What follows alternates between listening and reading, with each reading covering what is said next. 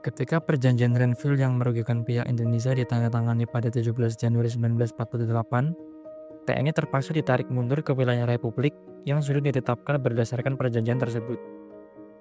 Kala itu, Kolonel Abdul Haris Nasution memberi perintah yang datang secara tiba-tiba kepada petugas intelijen divisi Siliwangi, Letnan Muda Sudarja, untuk melaksanakan instruksi panglimanya, yaitu menjadi perwira penghubung dengan pihak militer Belanda dalam pelaksanaan mobilisasi terkait hasil persetujuan Renville di Sumedang. Langkah pertama yang dilakukan oleh Sudarja adalah berkoordinasi dengan wakil dari pihak militer Belanda.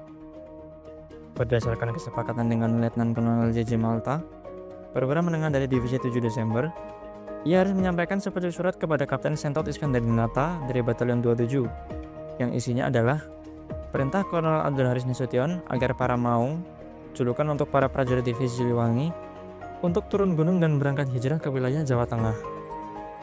Bersama Letnan Omon dan 3 serdadu Belanda, pagi sekali Sudarja sudah berangkat menggunakan truk militer ke hutan Raja Kalong.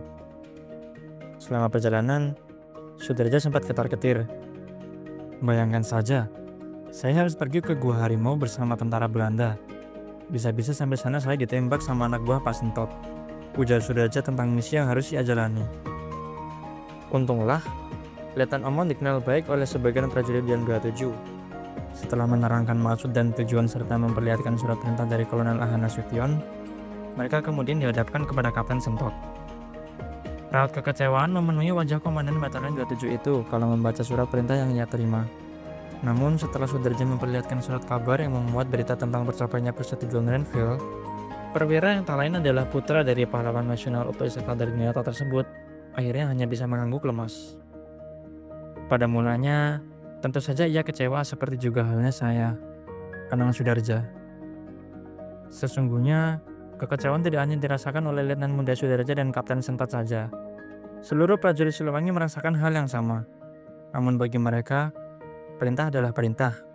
Betapapun berat hati mereka untuk menghentikan perlawanan dan turun gunung, tugas mereka sebagai tentara tak lebih hanya disiplin kepada garis komando tertinggi, sesuai pidato Panglima Besar Jenderal Sudirman saat itu. Kepentingan negara harus di atas kepentingan sendiri. Tentara harus tetap memperlihatkan sikap disiplinnya. Para Maung lantas bermunculan dari gunung dan hutan. Seorang penduduk bernama Rukoyah Nuraini yang saat itu masih berusia 11 tahun, masih mengingat bagaimana kondisi para prajurit muda itu. Pakaian mereka compang-camping, sebagian tanpa alas kaki dan badan mereka kurus-kurus karena kurang makan. Namun mereka terlihat kuat dan bersemangat. Pada 1 Februari 1948, sekitar 29.000 prajurit Siliwangi beserta keluarganya yang datang dari seluruh Jawa Barat kecuali Banten dikumpulkan di Cirebon. Dari kota Udang itu, sebagian dari mereka lantas diangkut dengan kapal Belanda bernama Fransius menuju pelabuhan Rembang. Sebagian lagi diangkut dengan kereta api untuk diturunkan di stasiun Gombong dan berjalan kaki atau menggunakan truk militer Belanda ke daerah Republik. Sepanjang perjalanan menuju daerah Republik, rakyat banyak mengeluh-ngeluhkan anak-anak Siliwangi. Di daerah Cirebon yang saat itu masuk dalam wilayah pendudukan Belanda, tak henti-hentinya orang-orang meneriakkan kata merdeka setiap melihat para Maung berbaris menuju stasiun kereta api dan pelabuhan. Tak jarang tentara Belanda yang mengawal para prajurit Siliwangi itu menembakkan senjatanya ke udara untuk menghentikan histeria rakyat. Seorang mantan pejuang Siliwangi asal Ciamis, Kopral Suwanda, berkisah bahwa tak jarang sambil melakukan pengawalan, para prajurit Belanda secara provokatif menyanyikan lagu-lagu berbahasa Belanda yang isinya menghina kaum gerilyawan. Teriakan bernada mengejek yang berbunyi, "Sampai jumpa lagi kawan-kawan," dalam bahasa Belanda, kerap membuat telinga anak-anak Siliwangi sempat memerah. Tapi kami tak peduli.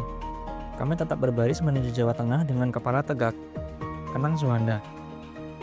Tetapi, selain prajurit yang arogan, ternyata ada juga para prajurit Belanda yang sikapnya bersahabat. Alih-alih bersikap sebagai musuh, mereka malah menyambut kedatangan para gerilyawan dengan tawa dan salam layaknya kawan lama. Seorang petarung Siliwangi bernama Sumpena bercerita, saat di Gombong, para anak muda Belanda itu cepat sekali berbaur dengan rekan-rekan mudanya di TNI. Mereka saling bertukar cerita dan saling bergantian mengisap rokok. Ada seorang tentara Belanda, saya masih ingat namanya Jansen, bilang kepada saya waktu itu bahwa sesungguhnya mereka tidak ingin berperang dengan kami. Tapi sebagai prajurit, mereka tidak memiliki pilihan. Ya kami juga begitu, ujar Sumpena. Setelah sampai di daerah Republik, Rombongan pasukan lantas ditempatkan di asrama-asrama yang kondisinya sangat tidak layak untuk ditempati. Selain kotor dan berantakan, banyak dari asrama-asrama itu tidak memiliki fasilitas untuk tinggal seperti lemari dan tempat tidur. Hingga untuk beristirahat pun, mereka hanya menggelar tikar dan berbantalkan ransel. Soal kesehatan dan makanan, jangan tanya. Waktu itu, paling mewah hanya makan nasi dengan lauk pauk sayur kangkung dan ikan asin. Kenang Letnan Aleh. Namun, semua kesulitan yang harus mereka hadapi tidak meruntuhkan semangat perlawanan di hadapan musuh yang masih bercokol di tanah Indonesia. Tikar dan ikan asin hanyalah cerita kecil di antara darah dan keringat perjuangan.